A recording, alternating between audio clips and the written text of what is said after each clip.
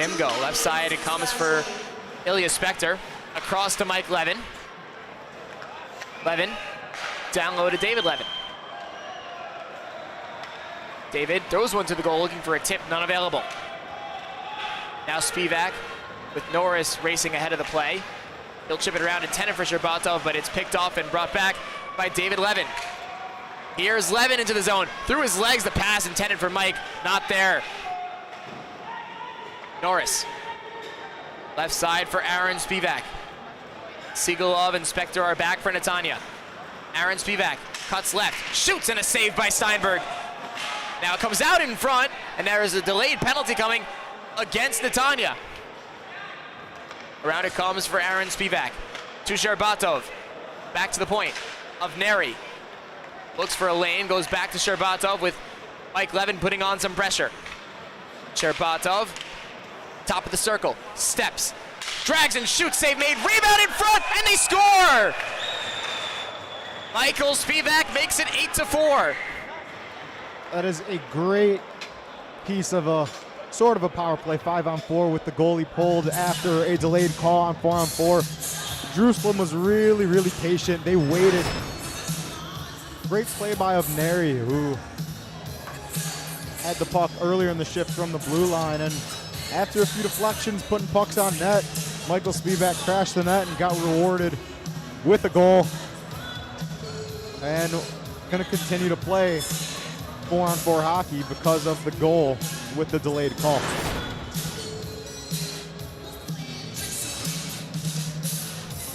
.43 seconds left on the 4-on-4 situation.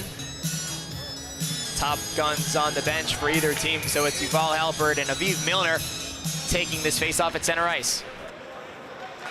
Michel up the left side to Neta Halpert. He chips it around on Arabend, and Nick Kreimerman back to collect it for 𝗬𝗃 Netanya. Now 𝗵𝗆𝗍𝗺 up the left side of the ice. He shoots one into the breadbasket of Jonathan Resinger.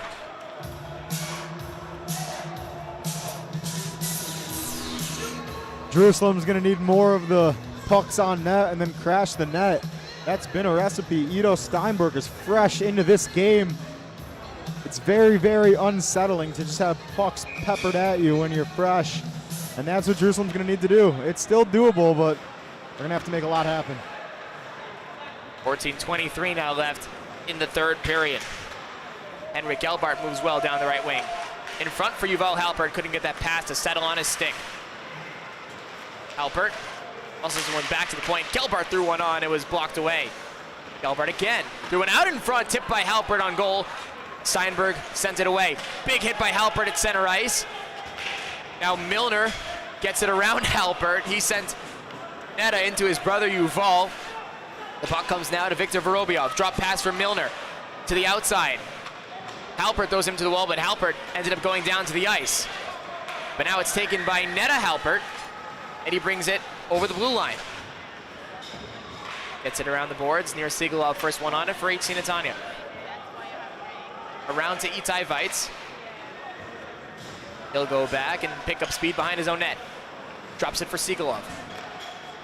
Aronovich, hard pass across in the direction of 𝗫𝗏𝗍𝗺, but Talib Neri there first for Jerusalem. He turned the puck over. Artur Litterman out in front for Aronovich. He sent it wide.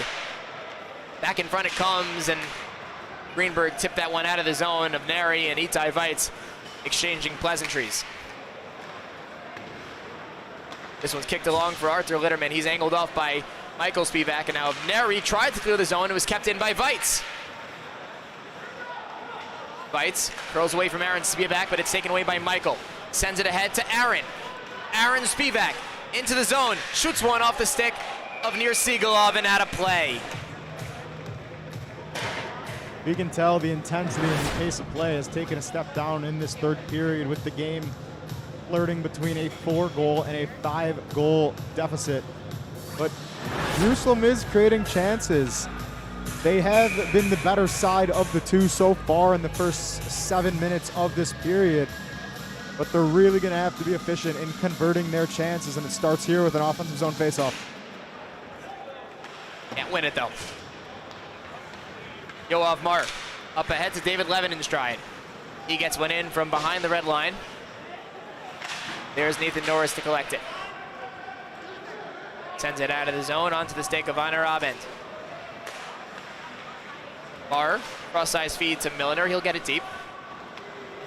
Henrik Gelbart now back to play it. Gelbart, 23 years old, out of Germany. Played a couple years with 𝗏𝗏 Berlin in 2013 to 2016. Also a member of the Israeli League since 2019. Here's Mike Levin off the turnover. This one comes out in front, and then it's punched away by Aaron Spivac. Mike Levin back on it. Goes topside, drops it for Mar. Sends one in front for David. Didn't have a shot, so he gave it to Mike Levin. Drifts to the outside. In front for Arabend to the backhand, and that one's shrugged off by Resinger, and it hit the post too. Now lead pass intended for Sherbatov. That was out of his reach. Arabend. Right side for Mike Levin. He'll tip it in. Send 𝗵𝗆𝗄𝗏 in after it. Igor 𝗵𝗆𝗄𝗏, one of the steady sub-in players for 𝗬𝗃 Netanya. Wearing number 4 in black. That's Horowitz's jersey. We've seen him from time to time be a steady depth player for HC Netanya, and he creates the turnover there. 𝗬𝗀 throws one out in front, intended for 𝗧𝗲. It was picked off by Michael Spivak. He goes hard off the wall. Can't get it out though. 𝗬𝗃 steps, shoots, and a save by 𝗬𝗁. Nice play by 𝗬𝗁, but since that fourth Jerusalem Capitals goal, Netanya took it a little bit of a step up, and they're skating harder. They were forechecking there, creating offensive zone turnovers, and it resulted in a nice chance, the best of which went off the shoulder of 𝗬𝗁 and hit the crossbar. 𝗬𝗏 sends one down low for 𝗵𝗆𝗆. That one out of his reach. 𝗨𝗏 goes in against 𝗬𝗀𝗃. Now it's 𝗧𝗏. Back to the point for 𝗬𝗃. He mishandled that puck at the blue line. He'll have to go get it. 𝗨𝗏 out there on the ice for Jerusalem. And you have to wonder, with now just over 10 minutes left in the third period, 𝗨 being the commissioner of the IEHL. We saw him hand out the bronze medals last night. Wonder what he's going to do if his team remains down at this hockey game. He will give out the gold medals. But just remember from last year how much sportsmanship we saw on the ice after the final game. So it really wouldn't surprise me either way. 𝗏𝗏 puts a big hit on 𝗬𝗏. Those two battle in the corner. Then he's hit hard from behind by 𝗬𝗀𝗃. That'll draw a crowd. Meta Halpert goes in hard. 𝗨𝗏 is down on the ice.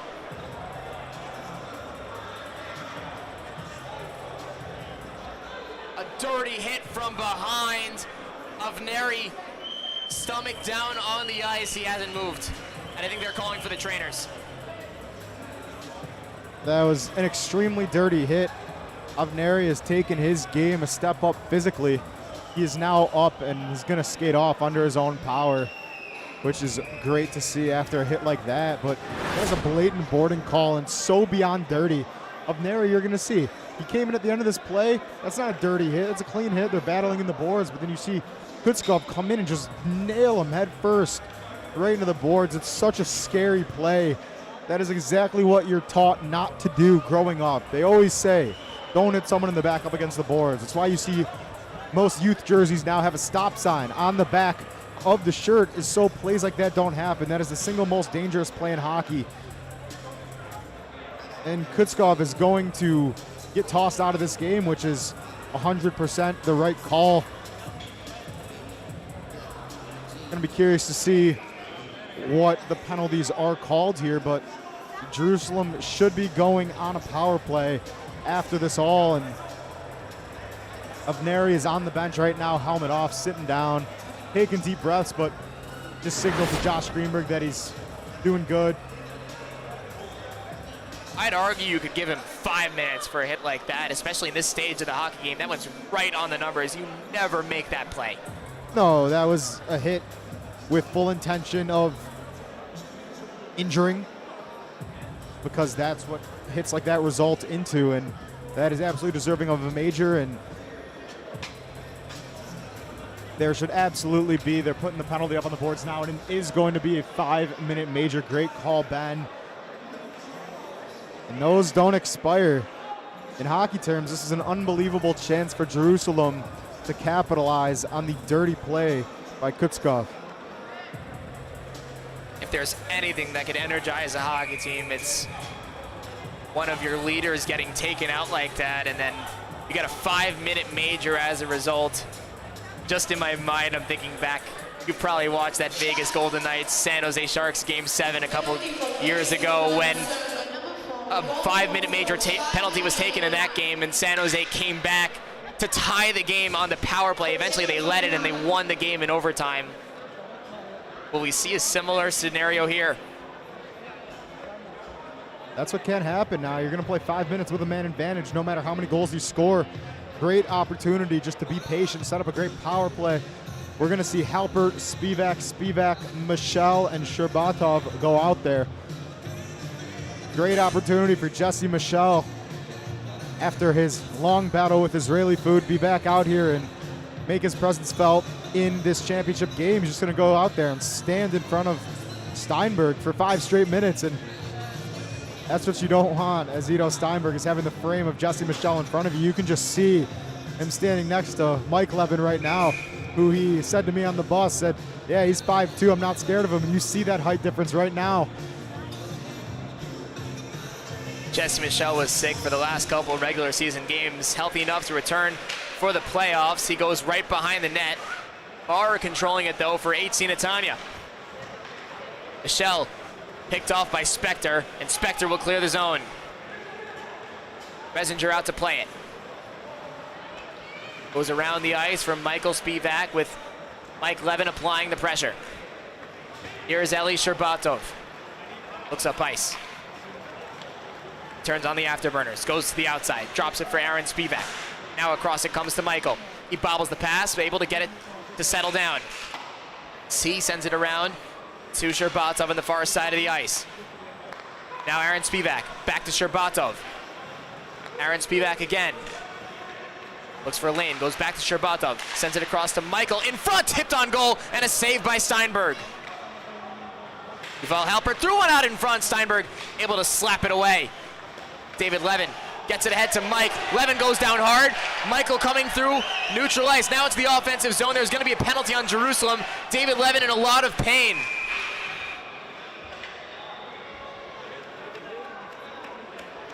That was 𝗬𝗏 with the big open ice hit. He went a little low and kind of just stuck his body out to make that hit. And a player like 𝗕𝗏, I don't think the intent is ever there to make a dirty play. He's the cleanest player in this league. That showed because of his penalty minutes in the regular season, as you mentioned earlier, Ben, but that's his second penalty in the last 10 minutes. And now we're gonna go back to 4-on-4 hockey. But being the most dangerous player on the ice, you can't take that penalty if you're 𝗬𝗏. If you're on a power play, you kind of just gotta suck up that the puck is going to be thrown deep and go and recollect. But the way that this period has been called, that is absolutely right call to get a penalty. But now 𝗬𝗏 is going back in net. Interesting decision by the Netanya coach. Probably just wants to make sure nothing happens. 𝗬𝗏 is warmed up. He's played pretty much this entire game, so he'll get to finish it most likely for his team. This one's launched off the glass and comes all the way down. Sigelov cross ice feed to Ilya 𝗬𝗏. Then back it comes to Milner. Milner, worked on by Aaron Spivak, gets it back to the point. Sigelov steps, shoots, it's blocked. Never made it on goal. 𝗏𝗏 down again in a lot of pain.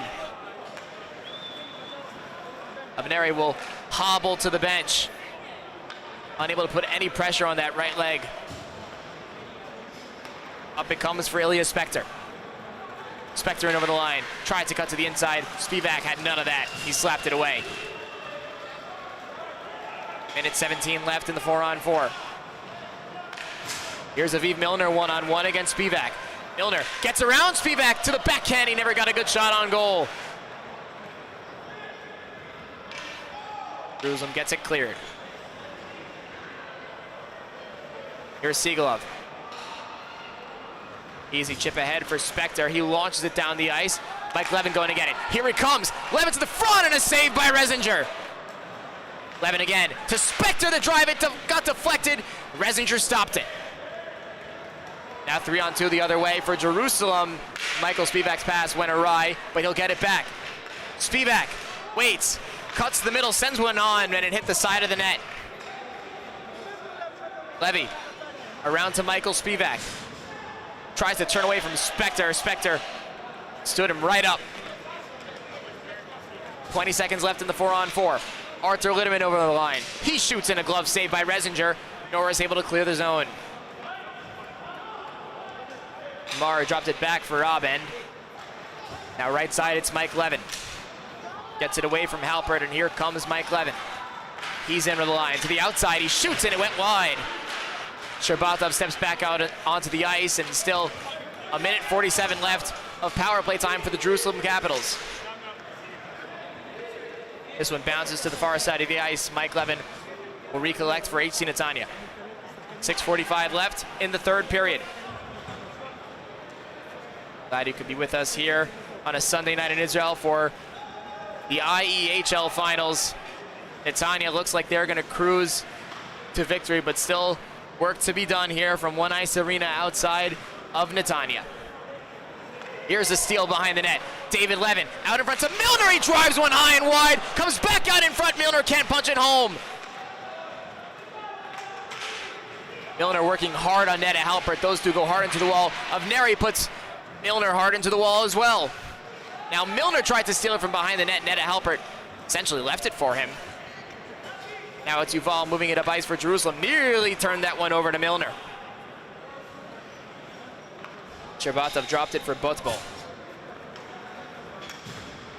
Here comes 𝗵𝘃𝗺 through center. Hands it off to 𝗕𝗏𝗺. That pass missed. It's taken by David Levin. He'll start things the other way for HC Netanya. Turned over to Aaron 𝗵𝗃. Gets it around 𝗵𝗺. 𝗵𝗃 will beat 𝗵𝗺 to this puck. Sends one in front for 𝗕𝗏𝗺, and he scores! 𝗕𝗏𝗺, another goal tonight, and it's 8-5. Too little too late of that passing that we've seen from Aaron 𝗵𝗃. You're gonna see right here, he has the puck behind the net.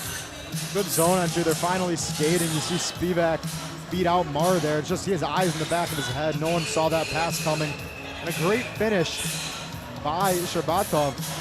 𝗪 never actually moved in his net. He was right there, so 𝗕𝗏𝗺 did have to lift it up and over 𝗪𝗏, but that play was all because of the pass of Aaron 𝗵𝗃. We've seen him make creative passes so many times in the 4 games he has played in this season, and sets up another assist, but 3-goal deficit with 5:36 might be too tall of a mountain to climb.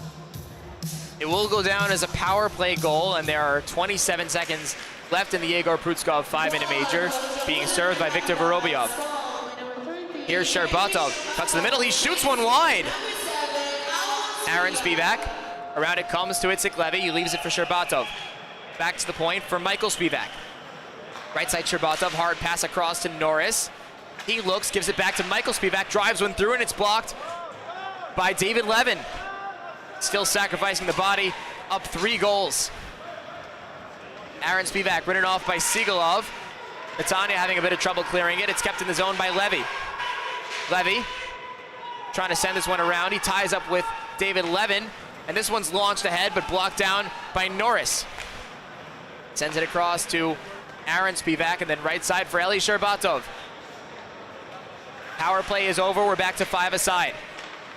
Michael 𝗵𝗃 shoots one on and wide. Aaron 𝗵𝗃 then a turning shot, never made it to the goal, neither did 𝗧𝗃 Levies. Now a lead pass ahead for Mike Levin, 2-on-1 with Milner. It comes to Milner on the left side of the ice. Out in front for Mike Levin, he couldn't get it on goal.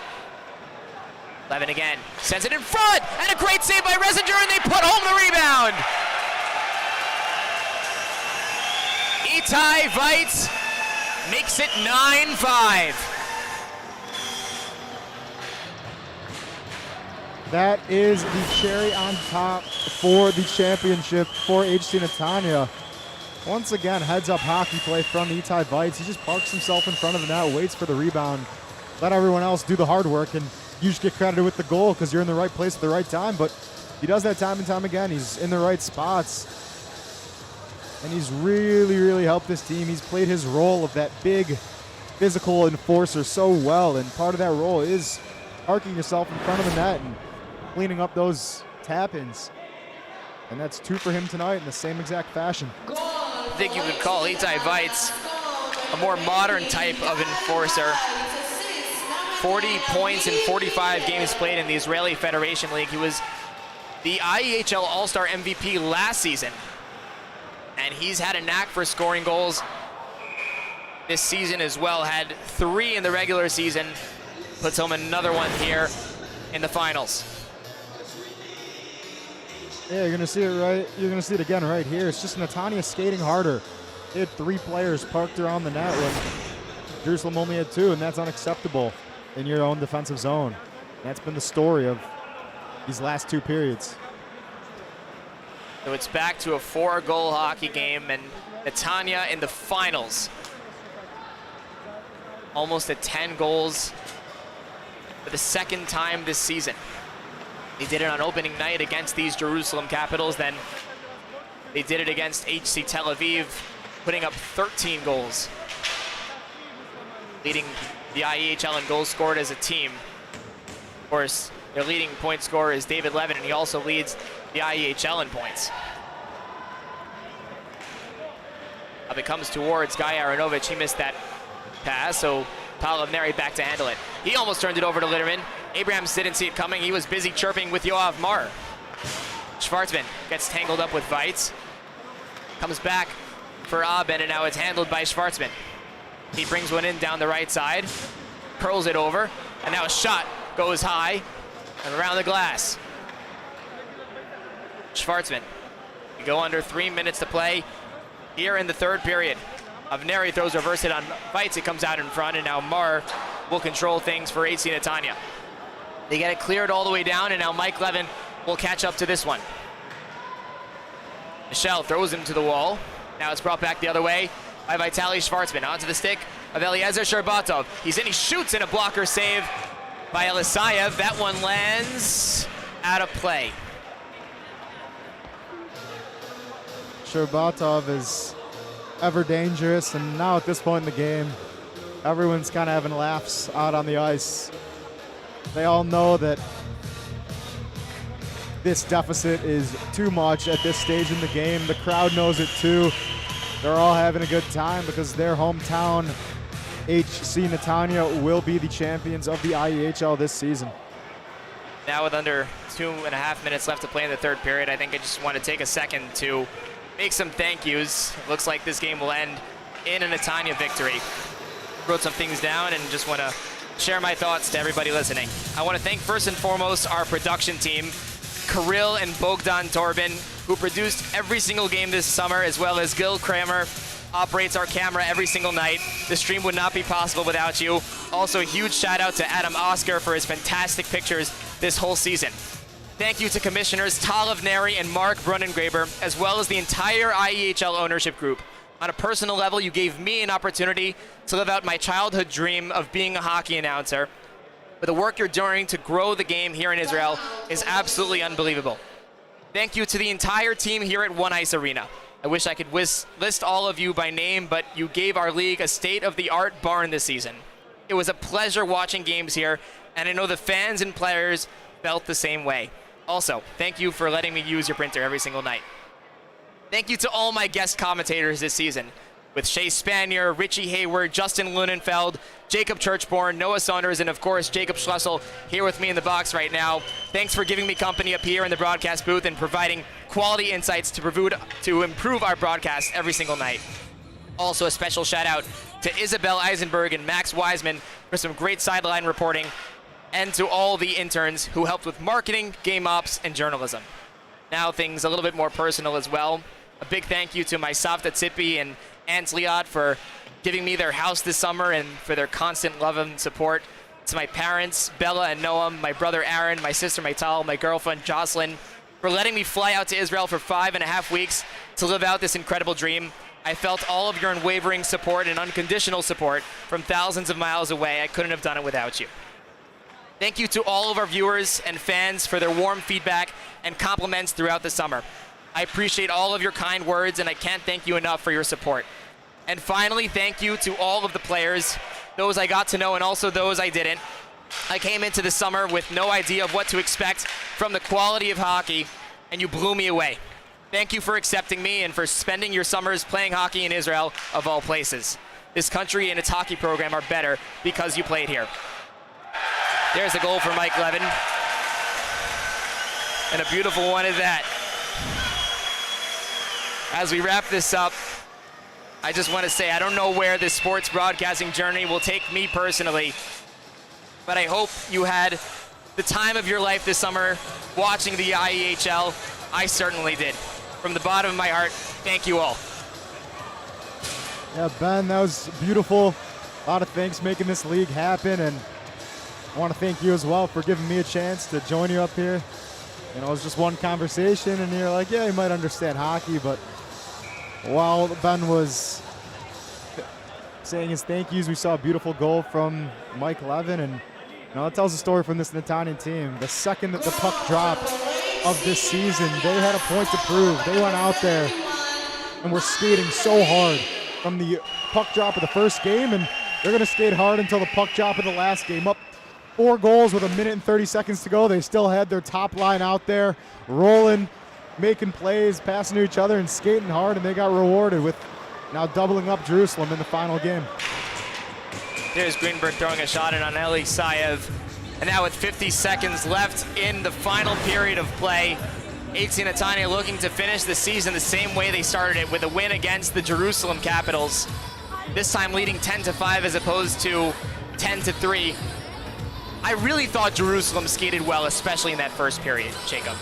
Yeah, I thought they skated well only in that first period.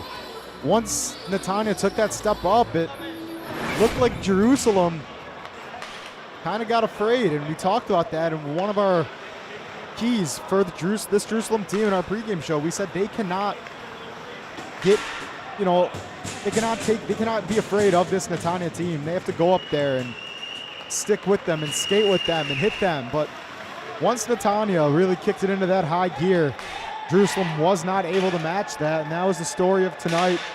Netanya put on a show, as they have all year, which was spearheaded by none other than David Levin, who is going to win every playoff award this league has to offer, because he's special, and he was such a great leader for this Netanya team, because top to bottom, they were a magical team, and their undefeated season will end with trophies and medals.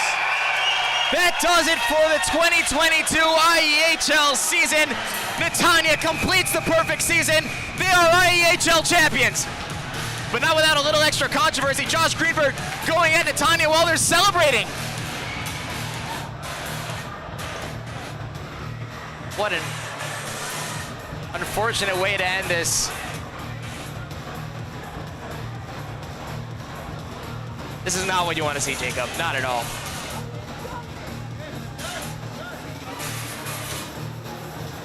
Just disgraceful to end the season like this. You didn't want to end it in fights. Josh Greenberg took exception to getting tripped, which looked accidental, and he just jumped on the pile. Now he's still going at everyone, and Jesse doing a great job of trying to calm him down, but as one of the vets of Israeli hockey, you can't do that. And 𝗨𝗏 is very mad too. Tellen, not exactly sure who that is without the jersey. That was whoever hit Josh Greenberg to go to the bench, and it's just not a great way to end this season. Let's try and focus on the good, because this was an incredible season by 𝗬𝘂 Netanya. They pulled off perfection. Obviously, Jerusalem has every reason to be upset, but really not a lot they could be ashamed of. They played a really good game against a tough 𝗬𝘂 Netanya team. Unfortunately, just coming up short, but all the credit to 𝗬𝘂 Netanya. What an incredible season from them from start to finish. Yeah, top to bottom, and can't say it about every team in this league, but every single player that you're going to see get a medal put on them tonight contributed in one way or another. They were such a special team, and everybody, they worked harder than anyone else. They put in the time that no one else was willing to put in, and they absolutely deserve this championship. They were so fun to watch, and they put on a show every single night for the fans here and for everybody watching at home. Real emotional game. You could tell obviously by what happened after the celebration by Netanya, but that this whole season has been full of emotion. These players, they only get so many opportunities to skate professionally, and with players from the KHL like David Levin, Mike Levin is clearly going places. Eliezer Sherbatov, obviously. It's such an incredible experience and a rare opportunity for these players in Israel to get to play against such top talent. And we really saw such an incredible show put on by all these players from all 6 teams, and tonight was a great way to end that. Yeah, absolutely. You can see how much it means to all the local Israelis, especially this Netanya team, which almost all of them are local to this ice rink and to this area. It's special to wear that jersey that says Netanya across your chest and skate on the ice, which you have put so much work in to eventually be awarded with a championship. can't exactly see in your screen, but Arthur Litterman is going and skating down and giving fist bumps through the glass to everybody. And these are teammates of his, even that aren't skating in this game. All the kids, they all practice here. They all work here. You know, it's special. It's a family at this one ice arena. And it was a championship not only for this Netanya players, but for all the spectators here tonight. Not to mention a lot of them play on the Israeli national team together, and just mentioning the depth of the Netanya roster and the connection to the local rink. You have guys as young as 𝗵𝗃𝗿𝗄𝗆, number 11. We didn't see a lot of him tonight, but he's only 14 years old. He grew up in this rink. Mike Levin, 16 years old. He plays here all the time. Guys like Horowitz, guys like Yoav Mar, Milner, Ilya Spector, you see them before games coaching the next generation of Israeli hockey players, and they are the heart and soul of Israeli hockey in Israel. There you see them celebrating a well-deserved championship. They just play such good, solid hockey from start to finish. I don't think that any other team was nearly as deserving of this championship as they are. No team could compete with them at any point this year. They were too good, and they were so special to watch. The way they played together and the way that they were one family. You know, the way the chemistry they have as a teammate, as a team, making passes to their teammates. They always saw where the other was. And you just see how much it means to all of them. Teams lining up at the blue lines to receive their medals. Jerusalem medaled last year. They were bronze medalists, and now they will receive the silver medals. A lot of them, you see Jonathan Resinger still on the ice having words with Vitaly Schwartzman. He let up 10 goals, but he really played his heart out tonight. I thought he did. He let in 10 goals, and I still guarantee you he had a better save percentage than the combination of the Netanya goalies tonight. He was peppered from start to finish. In that first period, he stood on his head. You know, Netanya truly could have had 15, 20 goals tonight the way they played. They played such an exceptional game. And Resinger, there were two saves that really stood out to me, both of them where the puck was behind him and he swung around and hit the puck away. You know, he deserves every hug that he's receiving right now. We'll turn things over to Alina Lipschitz from One Ice Arena, who will get this ceremony started.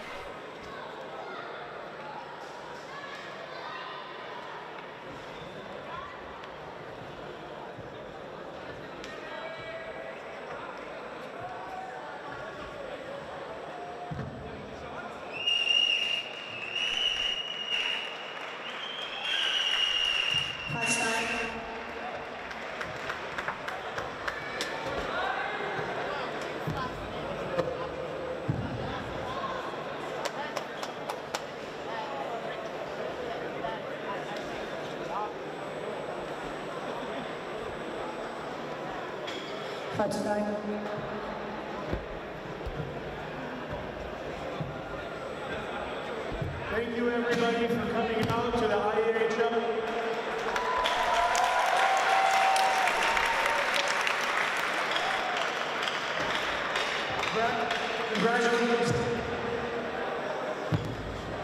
Congratulations.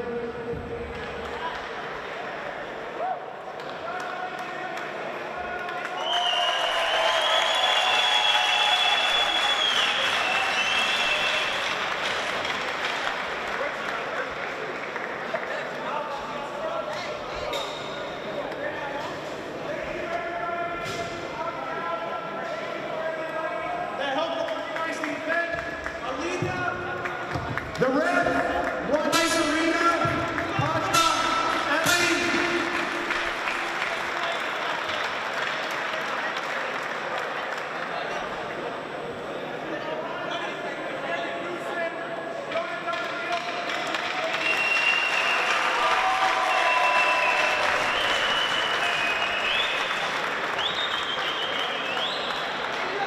I want to thank my who went with me last month.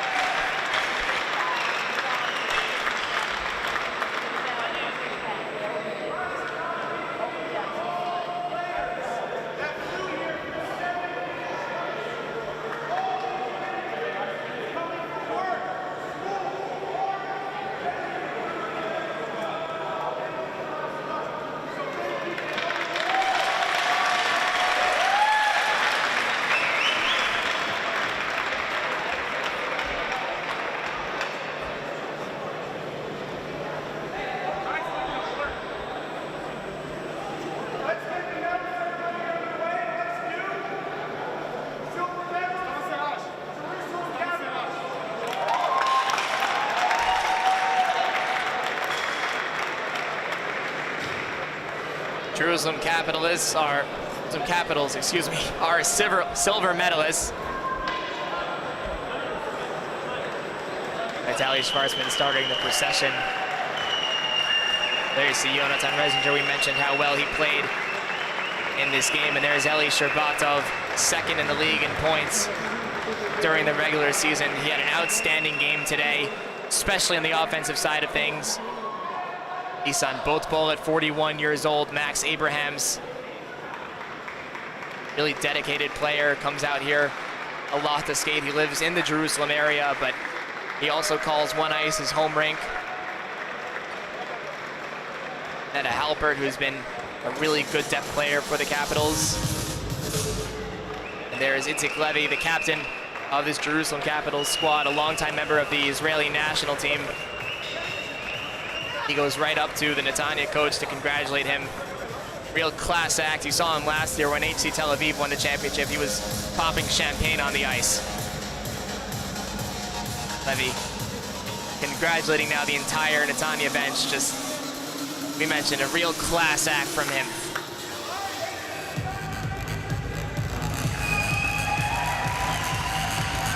And now Netanya. 𝗬𝘂𝗧, the captain, the first to get his gold medal. Arthur Ludeman, we've talked about role players, a great one at that. There's the goaltender Daniel Eliasayev. He and Steinberg were terrific this entire season. There's Aviv Milner, second on his team in goals. Mike Levin also getting his medal. Didn't play as much as David, but he has the talent to go really far in the hockey world. Wouldn't be surprised if we see him in the American minor hockey leagues eventually.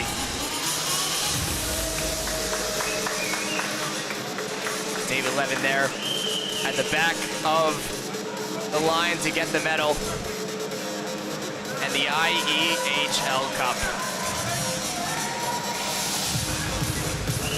Looks like that's gonna do it for our coverage of the 2022 IEHL season. It was a pleasure being with you from the first game to the last.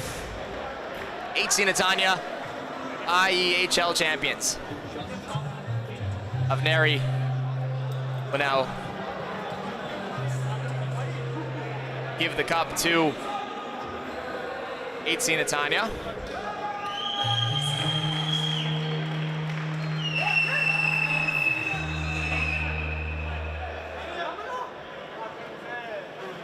Looks like we have, I believe that's the most valuable player trophy.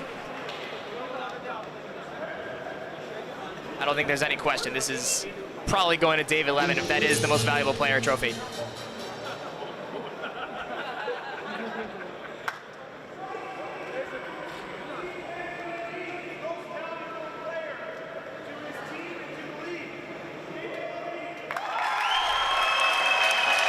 No question there, Jacob. No, he deserved it, and you saw why he is hoisting that trophy tonight with, I believe, 6 points. I could be wrong. It probably was more than that. He's so special, and he just makes everyone else better around him. Real hardware is what's standing next to that trophy. There's David Levin posing with the One Ice staff. There's the team award, the IEHL Cup.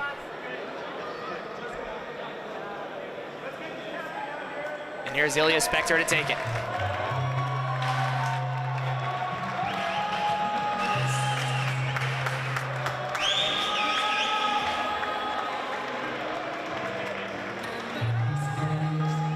After 5 hard weeks of incredibly intense hockey, arguably the best this country has ever seen.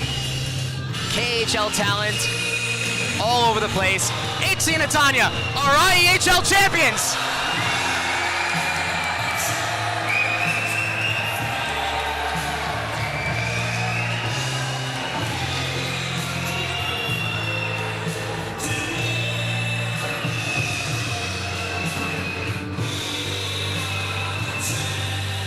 Great celebration there. You saw 𝗬𝘂𝗧 bring it in to lift it first in the center of his whole team. You know, sometimes you see in the NHL players lifting it, the captain lifting it first, then bringing it over to his team, but not 𝗏𝗏. See how much of a team award that is. And then 𝗏𝗏 lifted it to the fans before he got drenched in champagne from Artur Litterman. It's for the kids, it's for all the families here, and this was for all of One Ice Arena. We'll let you guys enjoy the celebration as David Levin takes the IEHL Cup for a spin. Signing off for the final time this summer for my broadcast partner, 𝗃𝗏, our entire crew here at One Ice Arena, the entire production team. Thank you so much for joining us for an incredible summer of Israel Elite Hockey League play. My name is 𝗵𝗵𝗆 saying, have an incredible summer, and I'll see you soon.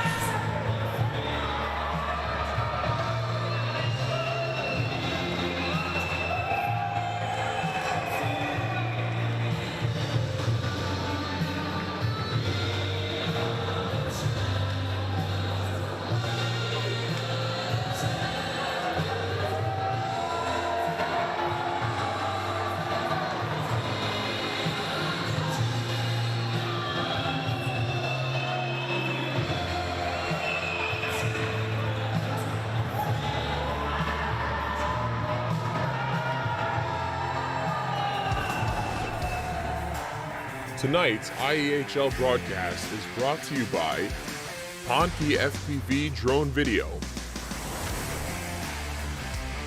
𝗏𝗏𝗃𝗏𝗃 Skate Sharpen, Hockey Central Shop in Krefeld, Germany, Transport Regent, Canada's finest moving company for over 20 years, and 𝗵𝗃𝗀𝗏𝗃𝗏 Photography Store in Tel Aviv.